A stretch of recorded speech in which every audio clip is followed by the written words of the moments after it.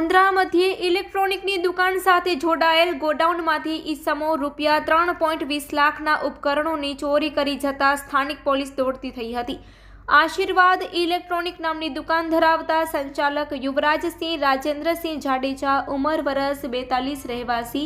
મોટી ખેડોઈ અંજારની નોંધાવેલી ફરિયાદ અનુસાર આ બનાવ ગત તારીખ 2 સપ્ટેમ્બરની વહેલી સવારે 3:30 વાગ્યાના અરસામાં બન્યું હતું, જેમાં અજાણ્યા ઈસમો દુકાનની છતના છાપરા તોડી અંદર પ્રવેશ્યા હતા અને તેમાં રહેલા અલગ અલગ કંપનીના 19 મોબાઈલ ફોન, 3 ઇયરબડ અને 1 સ્માર્ટ વોચ સમેત કુલ કિંમત રૂપિયા 3,19,757ના ઉપકરણો ઉઠાવી ગયા હતા।